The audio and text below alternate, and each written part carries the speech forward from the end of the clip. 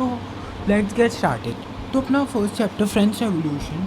तो अब मैं आपको बता दूं कि जो हिस्ट्री आएगी 9th में वो वर्ल्ड हिस्ट्री है। वर्ल्ड मतलब कि पूरे इंडिया को छोड़ के काफ़ी सारी और कंट्रीज़ की हिस्ट्री अब हमें इस ईयर पढ़नी होंगी। तो 8th क्लास तक हम लोग इंडिया की हिस्ट्री पढ़ते बट अब world history. So first chapter आएगा फ्रेंच रेवोल्यूशन। तो लेट्स गेट स्टार्टेड। मैंने इसके नोट्स बनाए हुए हैं। सो दोस्तों, कहानी में अपन को फ्रेंच रेवोल्यूशन के बारे में पढ़ना है। मीन्स फ्रांस क्या है, एक यूरोप की कंट्री है, इस यूरोपियन सब कॉन्टिनेंट की कंट्री है कि तो अपन को इसके बारे में इस चैप्टर में पढ़ना है। मैं आपको फ्रांस का जो मैप है वो भी दिखा देता हूँ। तो कुछ इस प्रकार की है फ्रांस, यूरोप की कंट्री। तो फ्रांस रेवोल्यूशन मीन्स फ्रांस में क्या ऐसा रिवॉल्यूशन है। रिवॉल्यूशन मीन्स क्या होता है, एक क्रांति। तो फ्रांस की क्रांति के बारे में अपन पढ़ेंगे। तो ये फ्रांस रिवॉल्यूशन के बारे से बढ़ने से पहले अपन को एनसीईआरटी में एक स्टोरी बताई गई है। तो दोस्तों 14 जुलाई 1789 को पूरी जो पेरिस की सिटी थी वो दोस्तों क्या हो गई थी, पूरी तरीके से अलार्म पे थी। मतलब उसमें जो राजा था उनका किंग, उन्होंने सेना को तैनात कर दिया था। और ऐसी कुछ अफवाहें भी थी कि सेना को सिटीजन्स के ऊपर गोली चलाने का भी आदेश दे दिया गया था। अब क्या था, 7,000 मैन एंड वीमेन ने दोस्तों क्या किया, जो राजा का पैलेस था, किला, उसके सामने खड़े हो गए। और क्या लिखा हुआ है वर्ड पीपल्स मिलिटेनिया, मीन्स कि लोग अपने वेपन्स कैरी करके खुद राजा के खिलाफ अब लड़ने आ गए थे। उन्होंने काफ़ी सारी गवर्नमेंट बिल्डिंग्स को तोड़ दिया था। और दोस्तों कि काफ़ी सारे लोगों ने तो से काफ़ी प्रिजन बेस्टाइल मीन्स जेल जो थी, जेल को भी तोड़ दिया। काफ़ी सारे एम्यूनेशन, गोलीबारी हुई और आर्म फाइट हुई। और सेना जो राजा ने तैनात की थी उन्होंने भी काफ़ी लोगों को मारा। और राइट्स होते रहे, मीन्स बहुत सारे प्रोटेस्ट, दंगे, ये सब कुछ होता रहा। और काफ़ी एग्जीक्यूशन मीन्स काफ़ी लोगों को मौत की सज़ा भी सुना दी गई। बट सवाल ये उठता है कि जो इतनी मैंने कहानी बताई कि ये सब हुआ क्यों था, फ्रांस के लोग इतने गुस्सा क्यों थे अपने राजा से, और राजा ने भी इतनी जल्दी सेना को क्यों तैनात कर दिया अपनी प्रजा के खिलाफ। तो यही सब के जवाब ढूंढने के लिए अपन लोग फ्रेंच रेवोल्यूशन के लिए चलते हैं। तो दोस्तों कहानी स्टार्ट कैसे होती है कि 1774 से जो रिवॉल्यूशन है वो 1789 में होता है। अब अपन इससे कुछ ईयर्स पीछे चल के देखते आएंगे कि क्या होता है। जो लुइस 16 थे, लुइस 16 कौन थे, फ्रांस के किंग थे, और जो कि कहाँ से बिलोंग करते थे, बर्बन फैमिली से।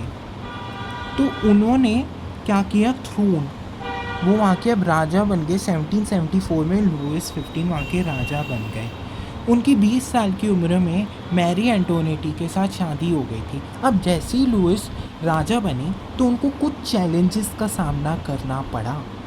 He found an empty treasury, मतलब कि जो उनका किले का खजाना था या जो भी खजाना, जो भी टैक्स वैक्स वो लेते थे, कुछ भी नहीं बचा था। बट ऐसा क्यों, फ्रांस तो इतना रिच कंट्री थी शुरू से, तो उनकी ट्रेजरी, खजाना एकदम से ख़त्म कैसे हो गया। तो कुछ रीजंस आएंगे। Long years of Wars. तो पहले के ज़माने में ऐसा होता था, कंट्रीज़ या राजा और देशों की ज़मीन को हथियाने के लिए लड़ते रहते थे उनके राजाओं के साथ। तो वैसा ही फ्रांस कर रहा था। फ्रांस काफ़ी ज़्यादा कंट्रीज़ के साथ दुश्मनी मोल बैठा था और काफ़ी वॉर करने लग गया था।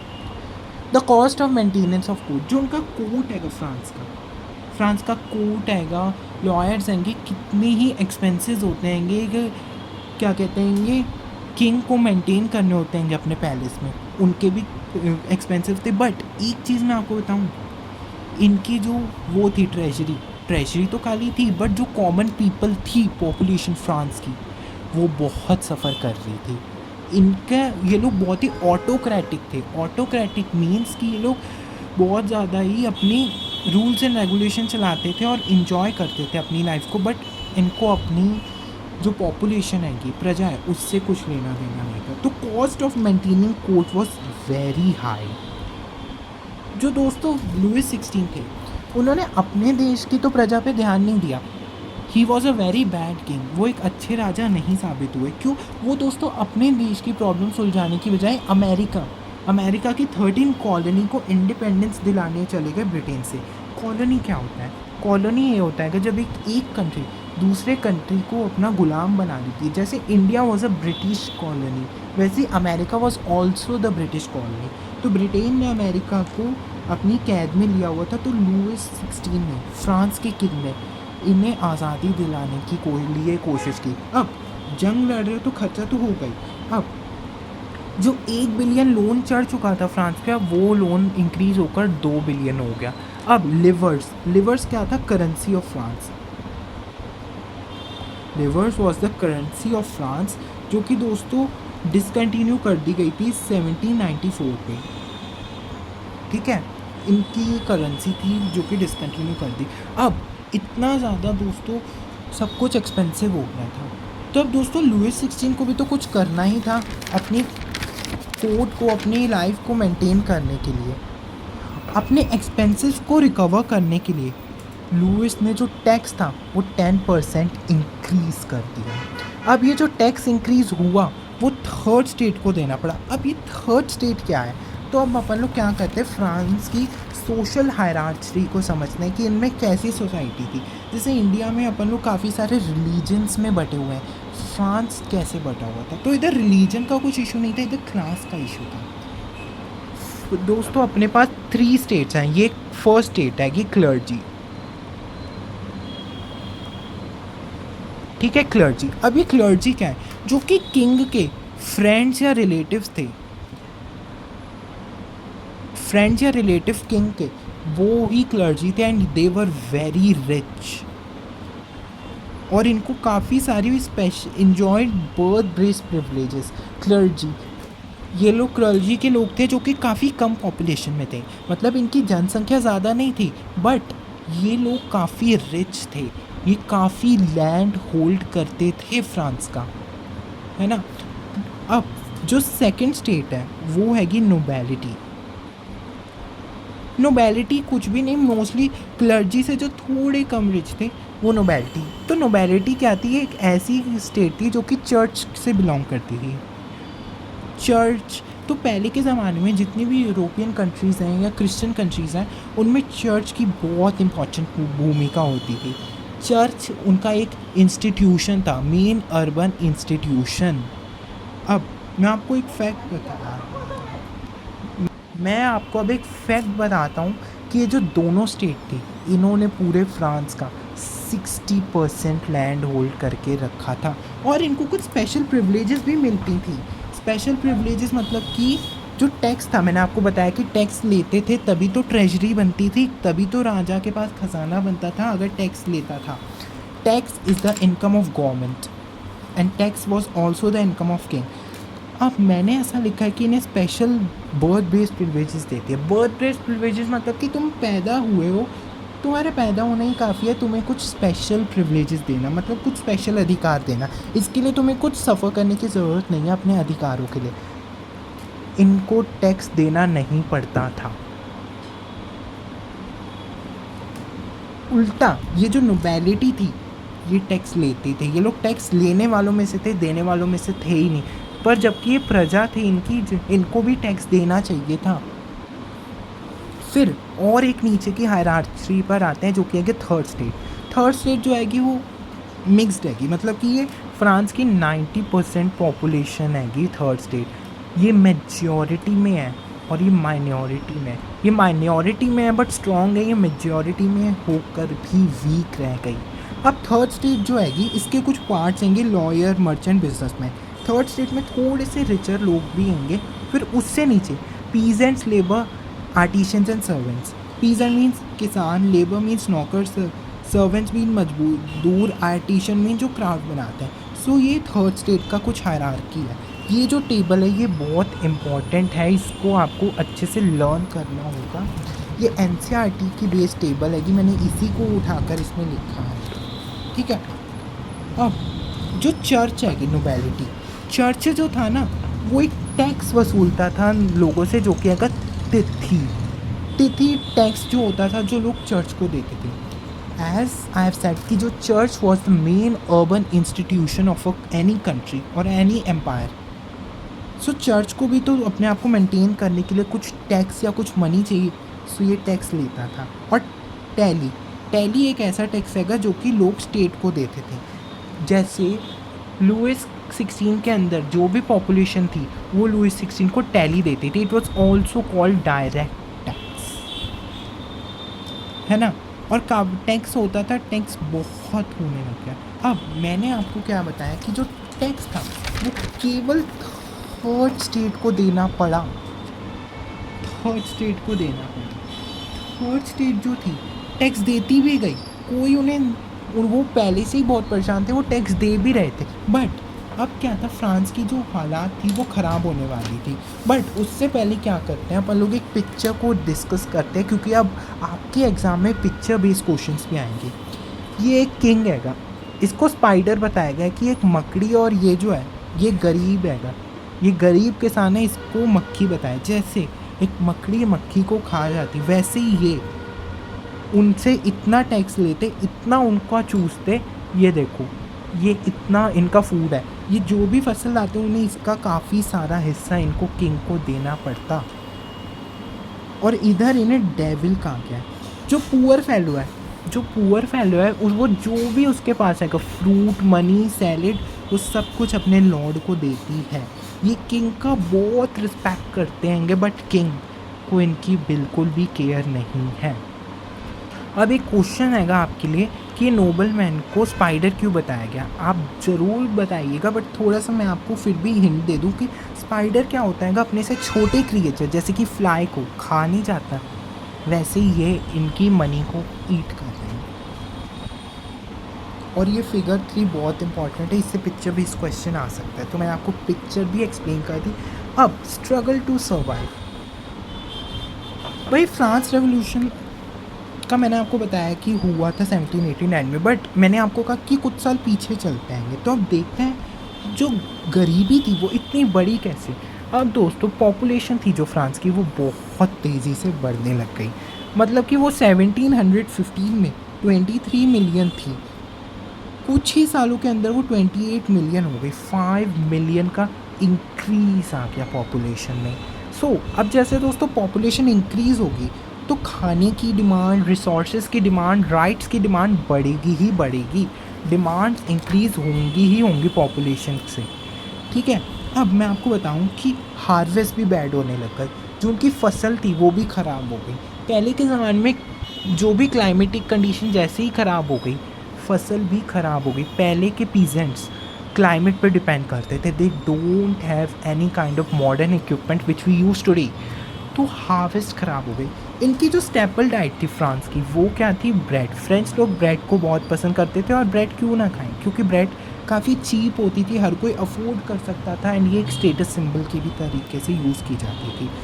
इधर ये ब्रेड ही खा सकती है, सो दे ओनली ईट ब्रेड। अब जैसे ही दोस्तों मैंने कहा पॉपुलेशन बढ़ी, खाने की डिमांड जो थी, डिमांड भी बढ़ी। अब डिमांड बढ़ेगी तो ब्रेड के प्राइसेस भी बढ़ेंगे, क्यों, क्योंकि ब्रेड वॉज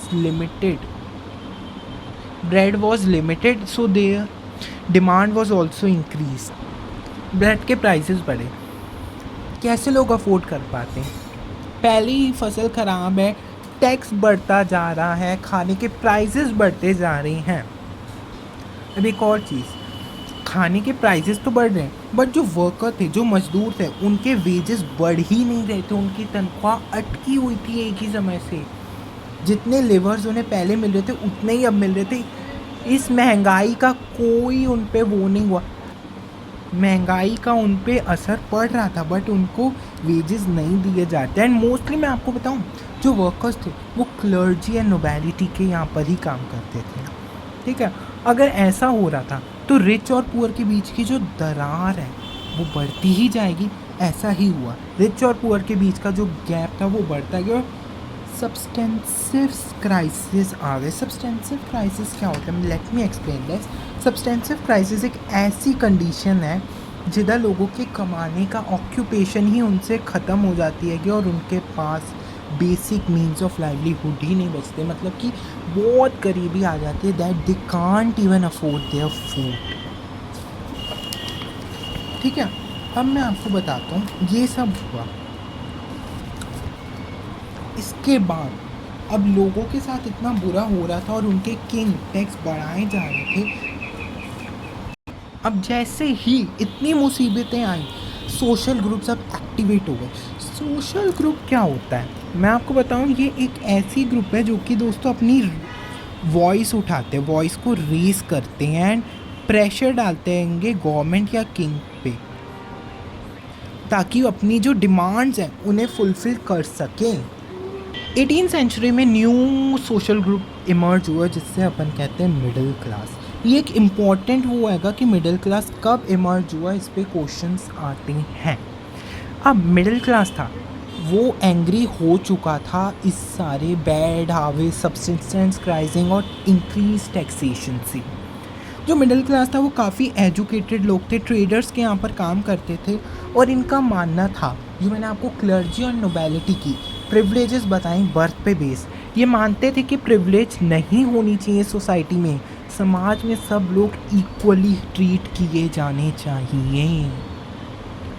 अब इसी पीरियड के दौरान फ्रीडम एंड इक्वालिटी के जो आइडियाज़ होते हैं वो इमर्ज हुए, ये कुछ नई थ्योरीज इमर्ज हुई। अब मैं कुछ फ़िलोसोफर्स की बात करूँगा तो अपन 3 फ़िलोसोफर्स की बात करेंगे। फ़िलोसोफर्स पे क्वेश्चन ज़रूर आता है। फ़िलोसोफर क्या होते हैं जो क्या करते हैं, अपने व्यूज़ को क्या करते हैं, प्रमोट करते हैं या बताते हैं कि उनके इस क्या विचार हैं इस मामले पे। तो पहला है मोंटेस्क्यू। इन्होंने स्पिरिट ऑफ लॉस नाम की एक बुक लिखी, मतलब कि कानून की रूह। इन्होंने बताया कि पावर जो होती है उसे केवल किंग के पास नहीं, लेजिस्लेचर, एग्जीक्यूटिव, जुडिशरी के अंदर रखना चाहिए। अब ये कंसेप्ट लेजिस्लेचर, एग्जीक्यूटिव, जुडिशरी या डिवीजन ऑफ पावर कितने सेंचुरीज पुराना हैगा, मतलब ये 18th सेंचुरी में लिखा गया कंसेप्ट हैगा, और जो कि आज ये कंसेप्ट को यूएसए फॉलो कर रहा है और कितनी ही कंट्री फॉलो कर रही हैं। इनके व्यूज़ जो थे उनको उस समय पर इतना ज़्यादा नहीं ध्यान दिया, बट सालों के बाद इनके व्यूज़ को काफ़ी हद तक फॉलो कर रही है हमारी सोसाइटी। जो सेकंड हमारे फिलोसफर आएंगे वो आएंगे रूसो। रूसो ने कहा कि गवर्नमेंट कॉन्टैक्ट पे बेस होनी चाहिए। कॉन्टैक्ट पे बेस मतलब कि पीपल के हिसाब से, रिप्रेजेंटेटिव्स के हिसाब से, मतलब कि जैसे कि आज इलेक्शन होते हैं वैसे ही गवर्नमेंट होनी चाहिए सबकी मर्जी से। जो हमारे थर्ड फिलोसफर आएंगे वो आएंगे लॉकी, मतलब इनका नाम हैगा जॉन लॉकी। इनका मतलब है ये मोनार्क को सपोर्ट करते हैं। इनका मतलब मोनार्क डिवाइन है और पावरफुल है, monarch is very divine and powerful. ये मोनार्क को सपोर्ट करते हैं बट ये गवर्नमेंट को सपोर्ट करते थे। तो जैसे ये फिलोसफर्स आए, इनके जो आइडियाज़ थे वो स्प्रेड होने लग गए और इनके आइडियाज़ पे काफ़ी सारी डिबेट्स होने लग गई। लोग इनके आइडियाज़ पे विवाद करने लग गए कि किसका आइडिया ज़्यादा सुप्रीम है। ठीक है, अब एक बहुत बड़ी खबर फैल जाती कि जो लुइस 16 है उन्होंने टैक्स को और इंक्रीज़ कर दिया। भाई फसल ख़राब थी, खाने के दाम बढ़ गए थे, लोग भूखे थे, टैक्स पहले से ही इतना ज़्यादा था, अब और टैक्स। चलो टैक्स ठीक हैगा, पर टैक्स केवल थर्ड स्टेट ही क्यों दे? टैक्स अगर मांगना है तो क्लर्जी या नोबेलिटी से भी मांगा जाए, थर्ड स्टेट क्यों दे? ये इक्वालिटी का आइडिया हैगा ना जो प्रपोज किया गया था, मैंने आपको बताया मोंटेस्क्यू ने। तो इक्वालिटी के आइडियाज़ मिडिल क्लास ने अपोज किए। इसके बाद मिडिल क्लास जो थी, जो थर्ड स्टेट थी, उनमें एंगर और प्रोटेस्ट आ गया। बहुत गुस्से में आ गए सब लोग कि इतना बुरा कैसे हमारा राजा हमारे साथ कर सकता है। पहले के लोगों के लिए उनके जो मोनार्की थी, जो उनके राजा थे, वो गॉड से कम नहीं तो ज़्यादा भी नहीं थे, वो गॉड मानते थे अपने राजा को। अब क्या हुआ, लुइस 16 ने टैक्स तो बढ़ाई, पर लुइस 16 ये काम करता कैसे था? क्या लुइस 16 अपनी मर्ज़ी से टैक्स बढ़ाता था? तो लुइस 16 एक अपने हिसाब से तो नहीं कर सकता था। मैंने आप कहोगे कि इसने पहले बताया कि लुइस 16 ने टैक्स बढ़ाया, तो ये स्टेटमेंट कहीं ना कहीं ठीक भी है और गलत भी।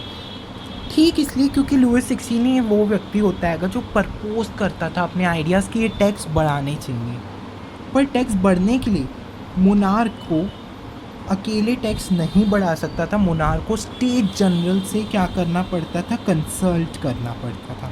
स्टेट जनरल क्या होती थी? स्टेट जनरल जो थी ना वो ओल्ड रिजीम, मतलब कि पुराने ज़माने के फ्रांस में एक पॉलिटिकल बॉडी थी, एक राजनीतिक संस्था थी जो कि बहुत इम्पोर्टेंट मानी जाती थी। ये लॉज बनाती या ये बताती कि इनको कि लॉज इम्पॉर्टेंट हैं या लॉज एक्सेप्टेबल हैं इन लोगों के द्वारा।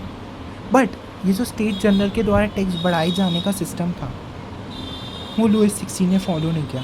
स्टेट जनरल 1614 में, मतलब कि 100 साल 150 साल पहले बुलाए गए थे फ्रेंच रेवोल्यूशन के। जब 100-150 सालों से स्टेट जनरल बुलाए ही नहीं गई है मीटिंग, तो आप अकेले टैक्स कैसे बढ़ा सकते हो? ये मेन क्वेश्चंस जो थे जो पुट किए गए और रिवॉल्यूशन हुआ। अब लुइस परेशान हो गया क्योंकि मैंने आपको बताया जैसे ही फिलोसफर के आइडिया बने एंगर प्रोटेस्ट बढ़ने लग गई। लुइस परेशान हुआ और उसने 5 मई 1859 को स्टेट जनरल बुलाया, स्टेट जनरल की मीटिंग बुलाई। अब क्यों बुलाई थी उसने मीटिंग में, आपको मोटिव बता दूं। टैक्स रिजीम को इंक्रीज करने के लिए उसने ये मीटिंग बुलाई। क्या था दोस्तों, मीटिंग में रिप्रेजेंटेटिव होते हैं, टोटल कितने अपने पास रिप्रेजेंटेटिव थे? 900 रिप्रेजेंटेटिव। उसमें से जो 300 रिप्रेजेंटेटिव थे वो फर्स्ट एंड सेकंड स्टेट से बुलाए गए थे। जो 600 रिप्रेजेंटेटिव थे ना वो थर्ड स्टेट से बुलाए गए। पहली बार केवल इन्हीं लोगों को बैठने की जगह दी, इनको खड़े रखा। इनमें भी जो बहुत ही अच्छे और एजुकेटेड अमीर लोग थे उनकी ही बात सुनेगी। विमेन, किसान या आर्टिशियंस, इनकी बात एक्सेप्ट ही नहीं की गई थी। तो स्टेट जनरल कैसे फेयर हो सकती है? ये तो बहुत अनफेयर हुआ। लोगों ने अपने बहुत सारी डिमांड्स पेश करनी थी इस मीटिंग में, बट उन्हें बैठने की जगह ही नहीं थी। उनकी डिमांड्स को रिजेक्ट कर दिया गया। ये लोग क्या किया, इनकी जैसी डिमांड गई ये बाहर चले गए स्टेट जनरल से, और इन्होंने क्या किया, प्रोटेस्ट करने बैठ गए ये। अब इस वीडियो में मैं यहाँ तक ही क्लियर कर रहा हूँ क्योंकि मैं वीडियोस को शॉर्ट एंड क्रिस्प रखना चाहता हूँ। मैं वीडियोस को लेंथी और बोरिंग नहीं बनाना चाहता, बट वीडियो में बनाया हूँ तो कुछ क्वेश्चंस तो आपको बता के ही जाऊँगा, ठीक है। तो अब मैं मेन रिवॉल्यूशन कैसे हुआ, रिवॉल्यूशन का impact, Napoleon and the rain of terror पे डिस्कस करेंगे। तो इस वीडियो के 3 पार्ट्स होंगे इस चैप्टर के। तो मैं आ जाता हूँ कुछ क्वेश्चंस पे। एसोशन रीज़न करते हैं। 1788 में लुइस बर्बन फैमिली का किंग बना और extended the throne. This is the assertion. Reason है he was 20 years old when he married to Austrian princess Marie Antoinette. दोस्तों लुइस 1788 में थ्रोन पे बैठे थे, सो ये आएगा फॉल्स। लुइस 1774 में बैठे थे, सो ए फॉल्स हो तो आर ट्रू। बी तो असर्शन रीज़न का मतलब कैसे, पहले आप असर्शन को पढ़ो, पहले ये बताओ कि ठीक है या गलत। अगर ठीक है तो रीज़न को भी पढ़ो, फिर पता करो कि रीज़न ठीक है या गलत, फिर दोनों को रिलेट करो कि क्या ये चीज़ें रिलेट हो रही हैं। अब the population of France rose up from 23 million in 1705 to 28 million in 1789. It's a very correct. This lead to rapid increase in the demand of food grain.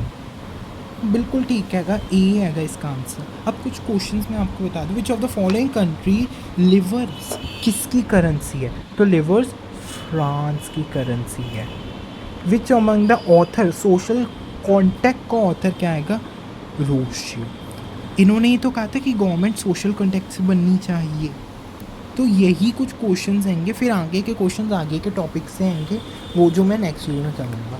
Hope you enjoyed this lecture. Till then, bye bye, take care and study with me, and share this video and like, subscribe.